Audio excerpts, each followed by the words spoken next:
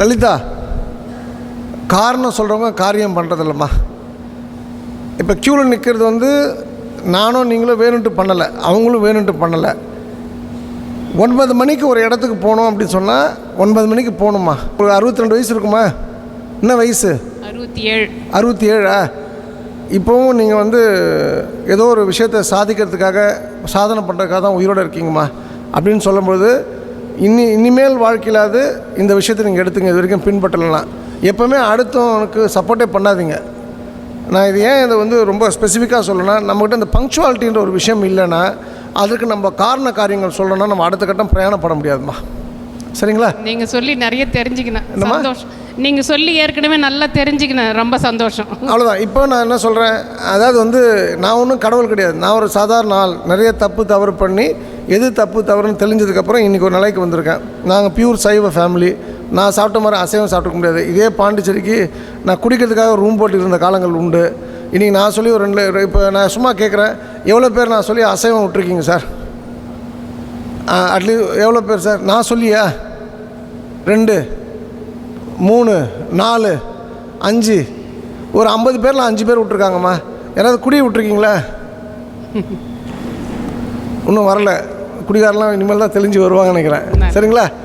நான் சொல்லி அசைவம் விட்ருக்காங்கம்மா, நான் சொல்லி தண்ணி விட்ருக்காங்க, நான் சொல்லி சிகரெட்டை விட்ருக்காங்க, போதை விட்ருக்காங்கன்னா நான் என்ன மாற்றிக்கிறேம்மா. அப்போ நான் என்னை மாற்றிக்கிட்டு நான் ஜெயிச்சிருக்கேன். நான் இன்றைக்கி பெரிய கோடீஸ்வரன், நான் நோ டவுட்மா.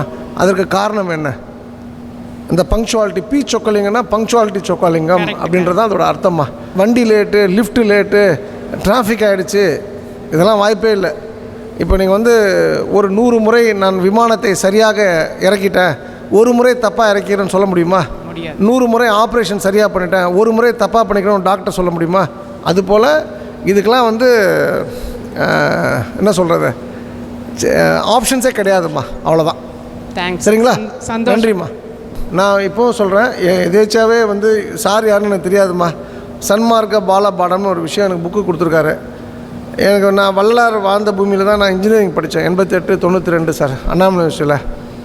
அப்போலாம் எனக்கு இதை பற்றிலாம் தெரியாது. ராமலிங்க அடிகளார்னா யாரும் தெரியாது எனக்கு. ஆனால் நான் அந்த மண்ணுக்கு ஒரே ஒரு வாட்டி தான் போயிருக்கேன் சார். அதாவது வடலூர் வழியாக 1000 வாட்டி போயிருக்கேன். அந்த உள்ளே அந்த கால் பட்டது ஒரு வாட்டி தான் சார். அதுக்கும் சார் பிராப்தம் வேணும்ல.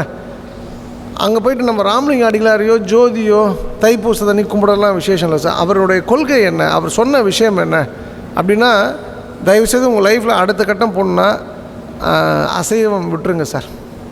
அதுவும் நான் குறிப்பாக சொல்கிறேன், இங்கே யாராவது பூசம் அனுஷம் உத்திரட்டாதி இருக்கீங்களா? அசைவம் சாப்பிடக்கூடாது சார்.